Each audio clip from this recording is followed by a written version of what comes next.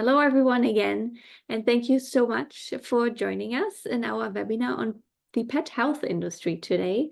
And I am thrilled to be here with Dr. Davide Stefanuti, our pet health lead at Citrus Labs. And Davide and I are ready to talk about one of the fastest growing sectors in wellness. As pet owners become more focused on their pets' health, there's an incredible opportunity for brands to also step into this space as well. And today we'll discuss how to leverage this growing demand. We talk about key trends and what you need to know to succeed in this market. And in case you don't know who I am, my name is Suzanne Mitschke. I'm the co-founder and CEO of Citrus Labs, and Citrus Labs is the leading provider of decentralized clinical trials for brands. And we work with supplements, superfoods, cosmetics, and obviously also pet health products. And at the end of a study, brands typically get a substantiated product claim. And if you're interested in conducting your own research, you can contact us at hello@citruslabs.com and can visit us at www.citruslabs.com. And before we start, just some housekeeping. If you have any questions, please put them into the Q&A box of Zoom or in the chat, and we'll answer your questions at the end of this webinar. I will now stop sharing my screen because this should be more like a conversation. Hi, Davide. Welcome to our webinar today, and thank you so much for joining us. Thank you so much. Very briefly to present myself, I'm a veterinarian. I have a PhD in veterinary science and food safety, and I am the team lead pet health for Citrus Labs, and I also work as a veterinary consultant for pet nutrition and pet health companies. Awesome. And as you know, pet health is growing. Pet shops now have supplement aisles, and vets are recommending supplements as well. And in your opinion, what factors are actually driving the boom in the pet health market? Absolutely. I believe that all the three main factors in the equation of a market, they are basically driving this growth. So first of all, the number of consumers is growing because more and more people are adopting pets. This trend started before COVID, but then COVID accelerated it and is continuing to go on. Then it's about the capability of consumers to spending money and the interest in spending money for their pets, and this also as increases, and it's continuing to increase due to the trend of humanitization. So basically pet owners, they are very interested in taking care of their pets as a member of their family, and they are willing to spend significant amounts to make sure that their health of their pets is as good as possible. And the other factor is where they are going to willing to spend money on. And that is driven by trends of the prevention over the cure of the disease. For a long time, veterinary medicine was about waiting for the animals to get sick and then trying to recover. And now there is a massive move towards trying to prevent the disease. And this is where a lot of the pet health space in the market has been growing, and it's continuing to growing in recent years.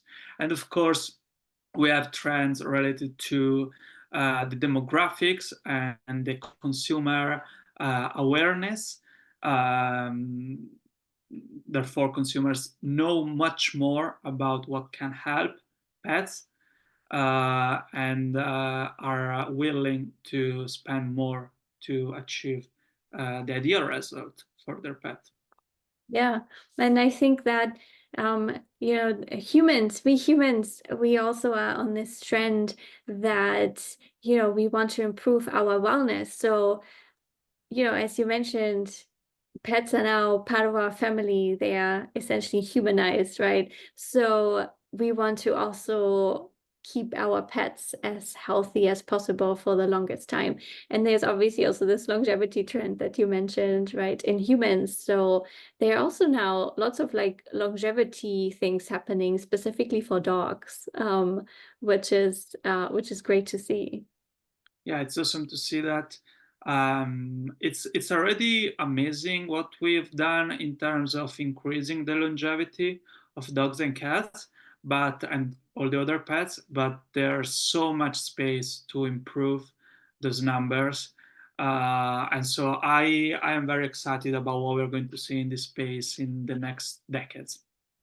And do you think that human health trends are influencing also the development of pet products? So, for example, right, the human wellness industry, we are seeing these trends. For example, hair health has been a trend, or collagen use, or creatine use, or for example, multivitamins, and then we shifted to probiotics and postbiotics. Do you see that there's a correlation between what's happening in humans and then it's essentially going towards pets as well? Yeah, absolutely. There is a massive correlation between the two.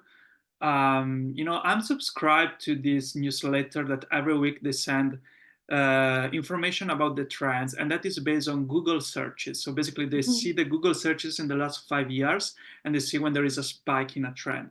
And every week they send 3 or 4 new trends, and usually there's always one about health, and it's either human or pet health, and you can see that they really go on at the same level. And so when we talk about nutrition, supplements, but also when we talk about mental health, then in the pet Mhm. space translate as behavioral health.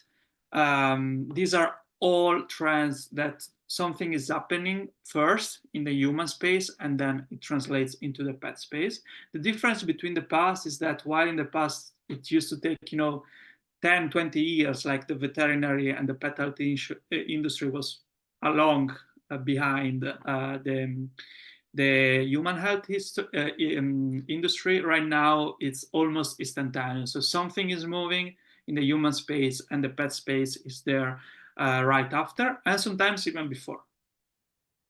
And as an advisor to several pet health brands, you've probably seen a lot of things.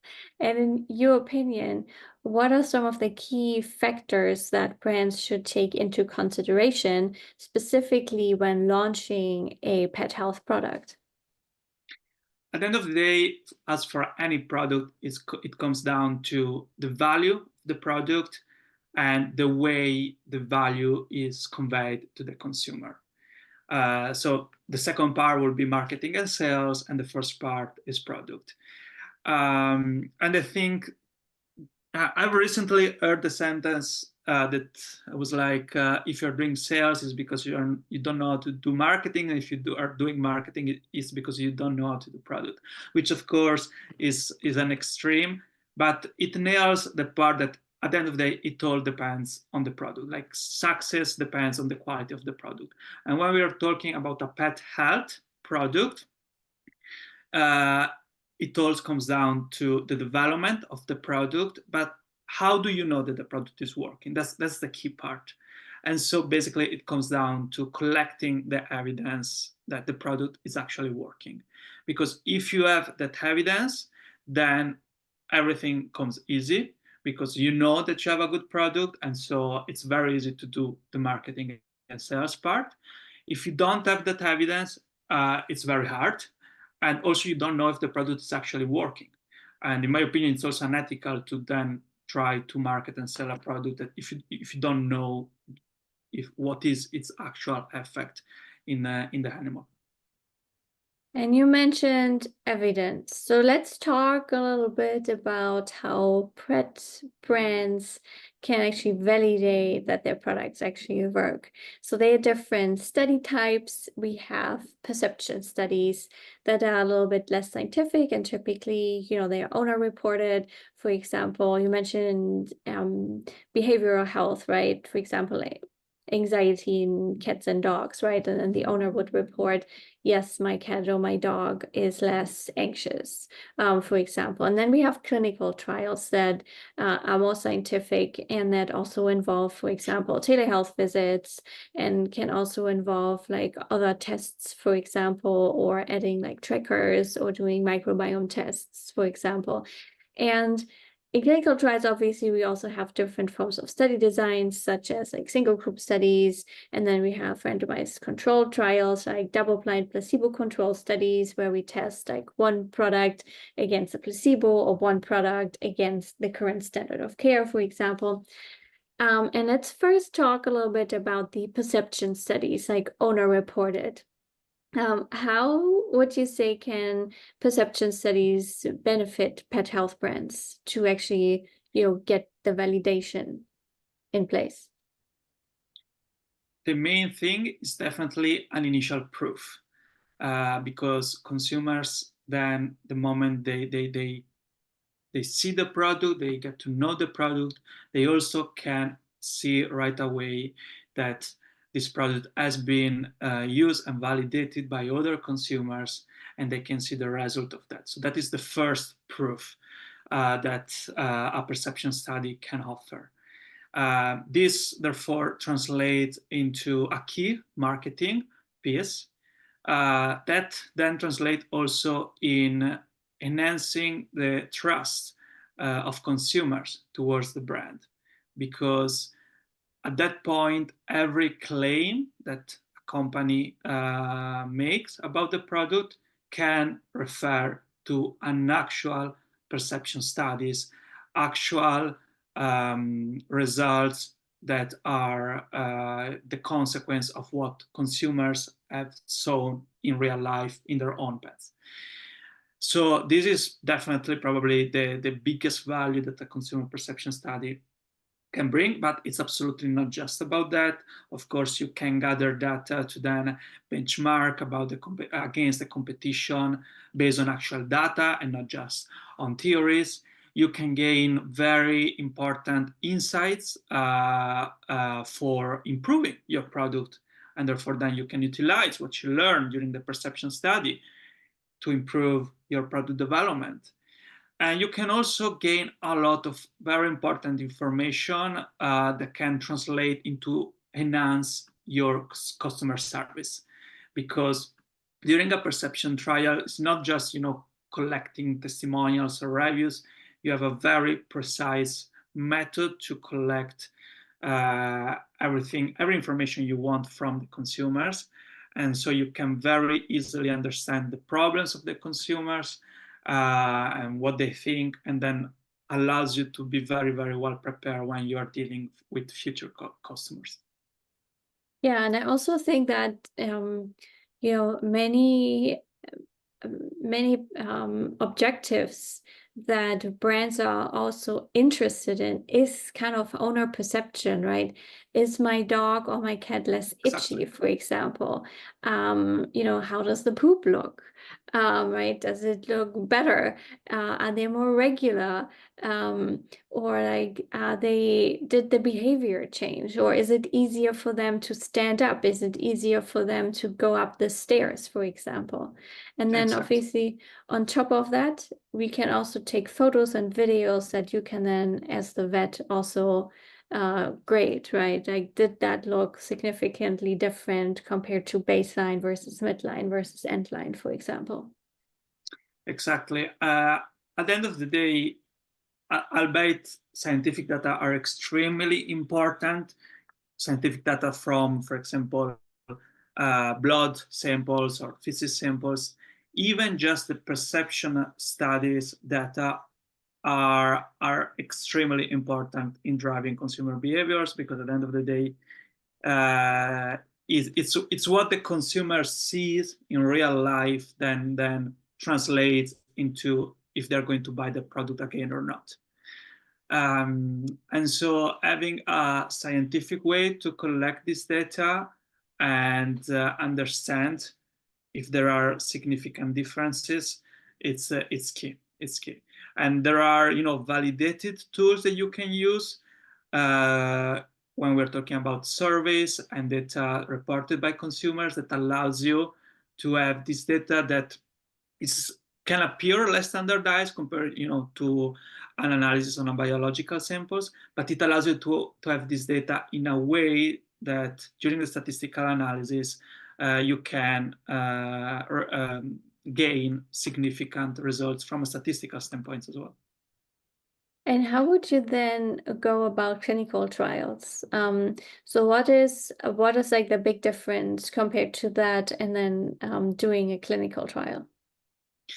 Yeah, the big difference is in terms of you have actual data that allows you to have higher scientific credibility because these trials are the gold standard of collecting evidence. And so when we are talking about the evidence-based medicine, the standard model provides a pyramid, and at the top of it we have the data collected with randomized controlled trials, and then with a meta-analysis about randomized controlled trials. So this is the highest quality scientific evidence that you can collect.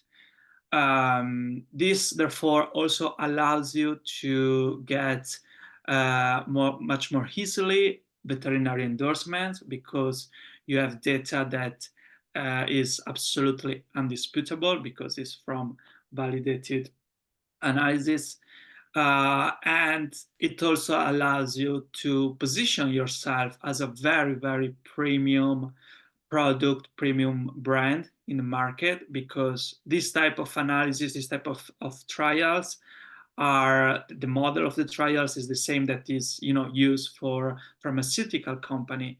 And so if a pet health company that has a supplement or a pet health product use this kind of evidence, and you can also publish this evidence in scientific papers, present this evidence at congresses, then it's really easy to position yourself at the top of your market and to have the endorsement of veterinarians because they have the evidence that the product works. Yeah, and then obviously with a clinical trial, you can also publish your studies, right? And then you can distribute that also as your marketing to vets, for Exactly. example. Yeah. Exactly. At the end of the day, when we're talking about veterinarians, and same in the medical community for human, the community in general, it will only be behind a product if it does have that peer review evidence. And with clinical, like randomized clinical trials are the golden standard for that. And therefore, if you are aiming to have the best product out there, and if you are aiming to have a veterinary endorsement, which is of course a key decision maker influencer when we're talking about pet owner's decision, then publishing a study based on the result of your randomized control trial is key. That's great. And then, so going into another direction. So I'm sure that you've also seen several mistakes that brands made. And what would you say are like the top mistakes when entering pet health? I think there are two main mistakes. The number one would be not solving a real pain. There are quite a lot of products on the market, and they usually don't stay in the market for long because they may be nice to have product, but they are not really solving a real pain, a real problem for the owners. And so there's no product market fit, and so they are not very successful in the long term. But then the other main thing is not having the proof that the product works. So there are a lot of unsubstantiated claims, and there are a lot of pet health products that make promises, but there is no proof. Mm-hmm. And the moment you don't have proof, it's very hard, first of all, to sell the consumer in the first place. And even if you're able to convince the consumer to buy the product, they're going to buy it at once. And then if it doesn't work, they're not going to buy it again. So make sure that you are working on the right product, and make sure that you are, collecting the evidence that demonstrates that product works, are the two key things. Therefore, then you won't make mistakes like relying too much on marketing and sales effort. And I think other mistakes that are quite common is ignoring consumers' feedback. It's always very important to listening to consumers, and to collect as much feedback from consumers as possible. I would say these are the main mistakes commonly made in the industry. Yeah, and I think internally we've also talked a lot about palatability, right? If your product might work and has maybe shown like great effects, right? But if the pets will not eat it, it's an Yeah, issue. yeah.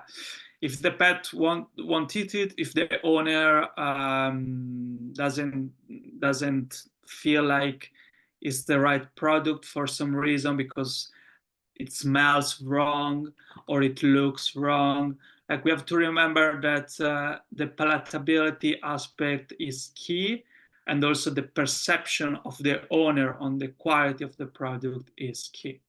So when we're talking about supplements or food, so these are absolutely like aspects that cannot be ignored.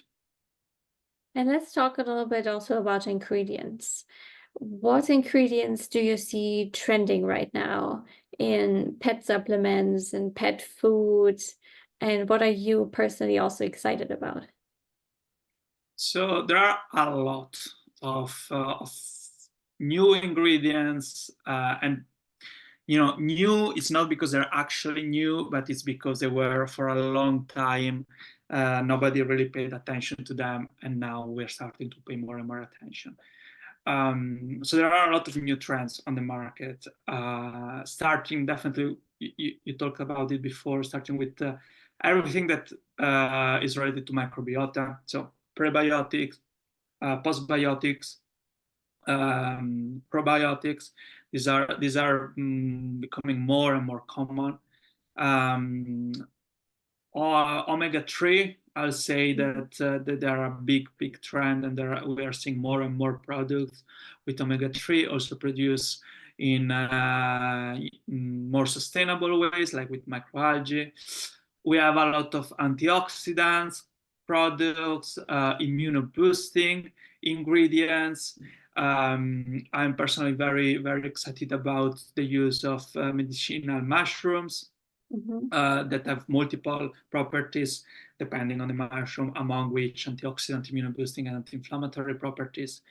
A big thing in the last couple of years has been CBD, so cannabidiol oils or other type of products with CBD, which has been also more and more investigated from a scientific perspective. So we have seen a rise in scientific papers about the use of CBD in dogs, cats, and other pets. So that's another trend that I think it's here to stay. And in general, I'll say any kind of natural or organic ingredient that possess functional properties or nutraceutical properties, everything that is able to position itself not just as a nutrient, to fulfill the nutritional requirements of the animal, but as something more, something that is between a food and a drug. So everything with the nutraceutical property, if it is demonstrated, it's likely to be a successful product. And I think we're going to see more and more both functional ingredients integrated in the pet food or as supplements. And so, yeah, the trends related to this space are here to stay. And apart from ingredients and food, are there like any other trends that you are seeing, for example, with trackers, for example, that can boost, fitness so that I see, oh, my dog typically walks, 5,000 steps and today he only walked like 2,000. What's happening?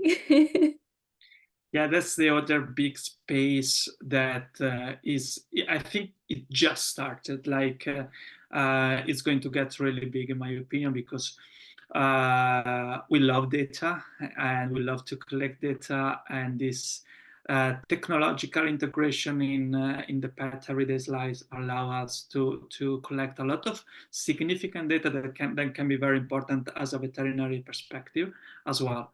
And so we see, GPS tracking collars, health monitoring, wearables for pets that are becoming more and more common. And you see companies that at this point are real software companies in the pet space.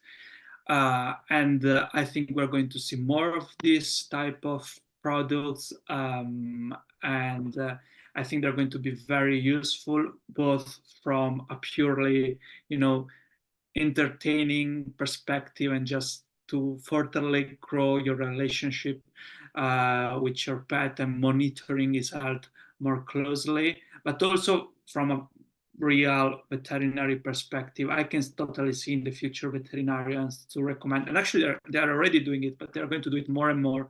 Veterinarians recommend, for for a certain technological product that can allow to detect data that then can, be sent directly to the vet to have a real-time response and adaptation to a certain therapy. That's amazing. Yeah, that's So super exciting. Yeah.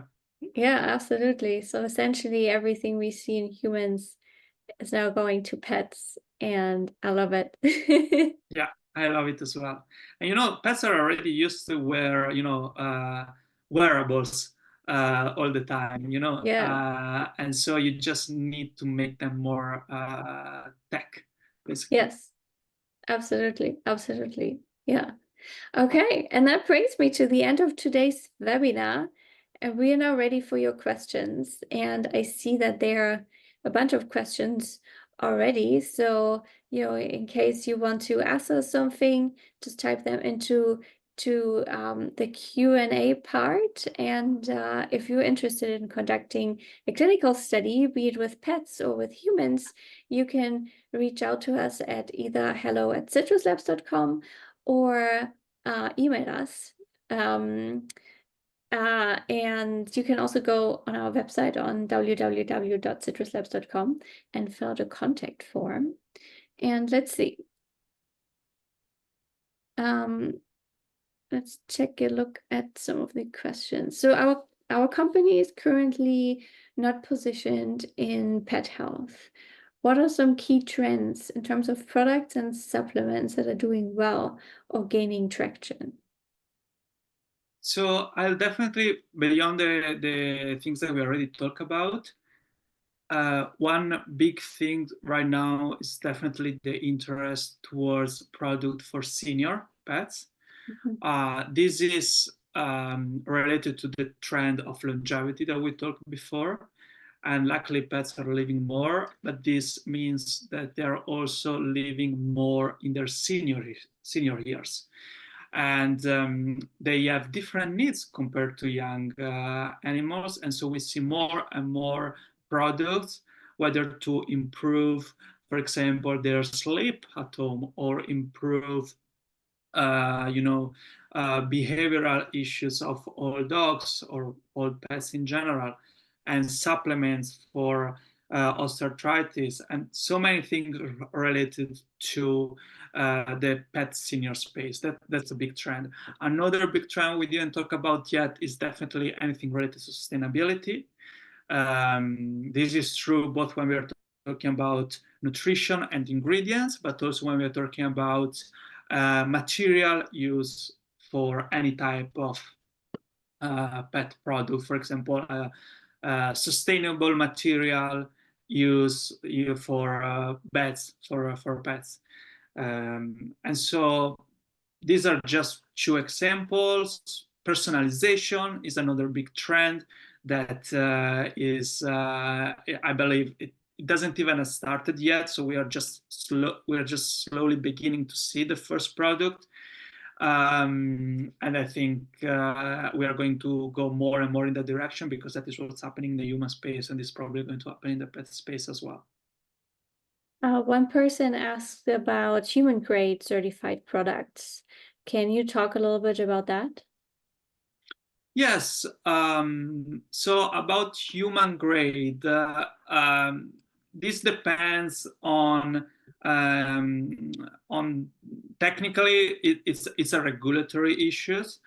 The way, in terms of why is this term is being more and more used, is of course because of the trend of humanization, and because pet owners want the best for their pets.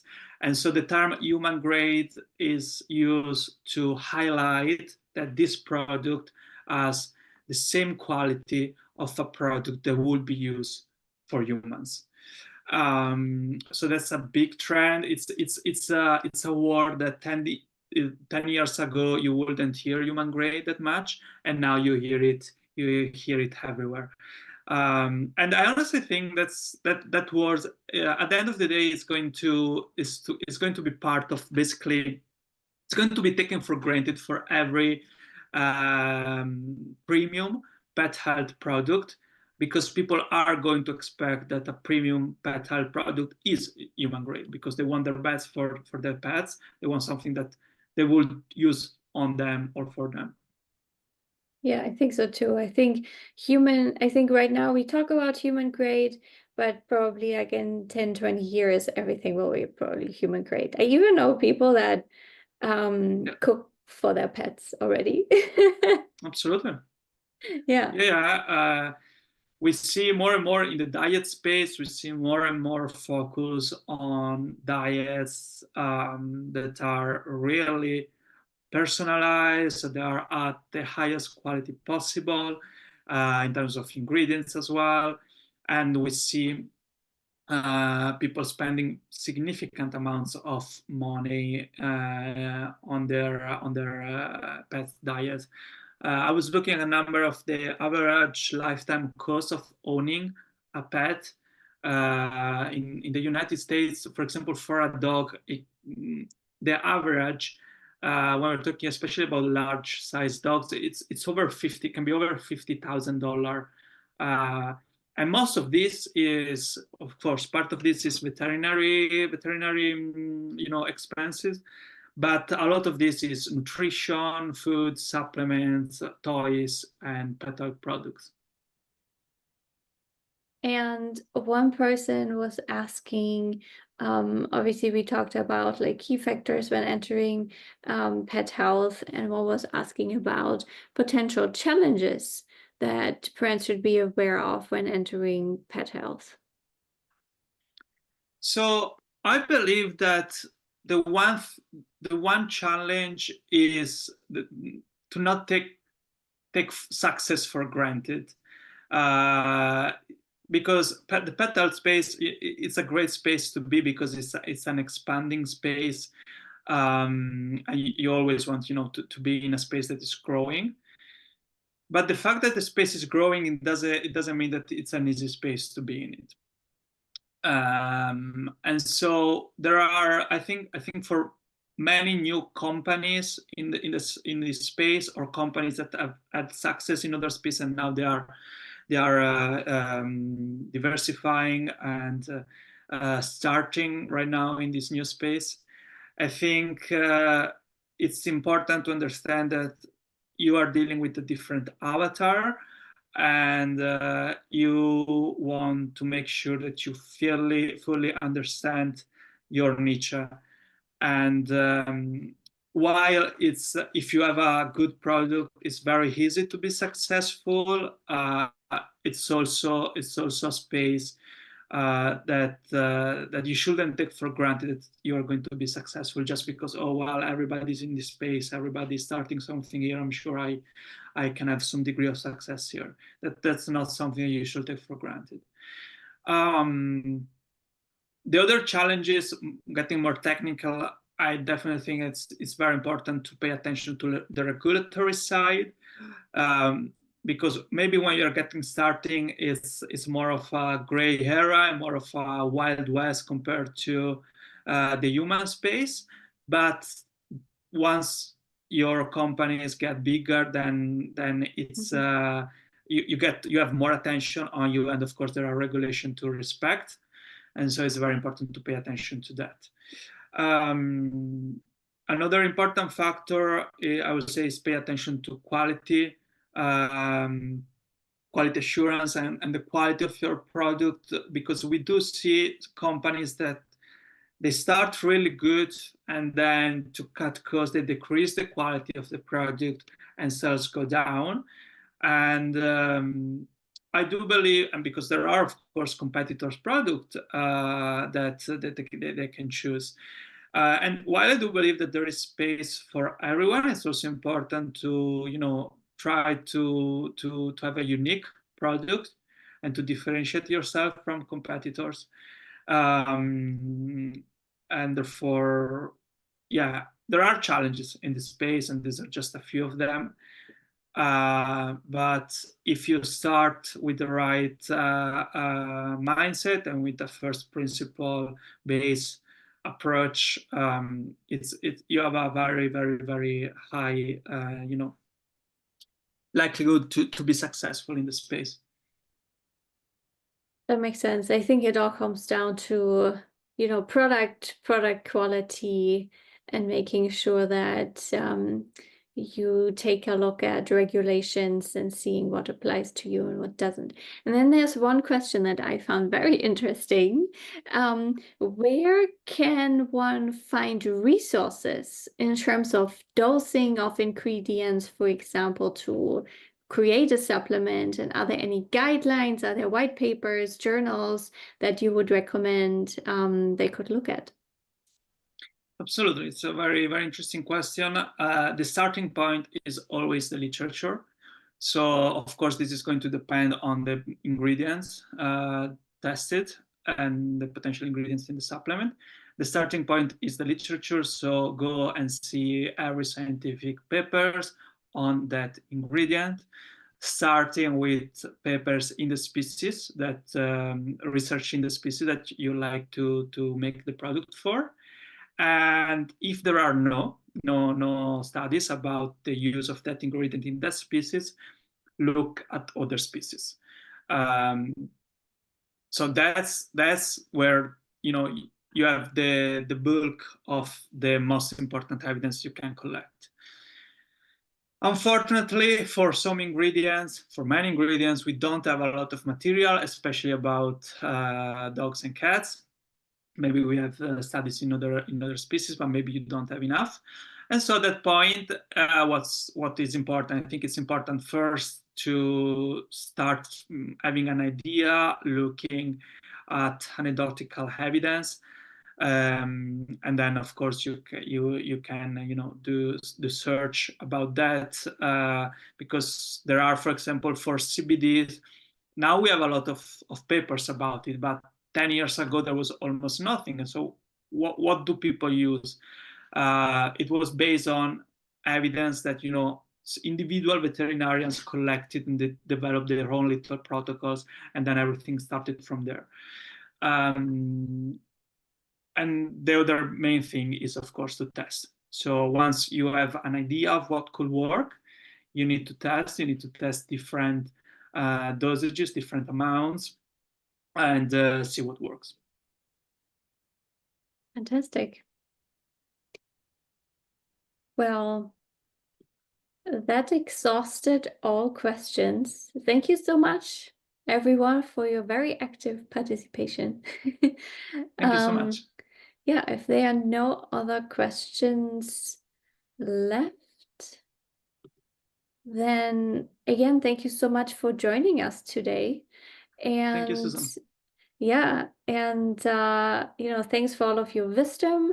And I hope that everyone learned something today. And I hope that everyone here has a great rest of their day. Thank you so much for your attention. Have a great day. Bye. Bye bye.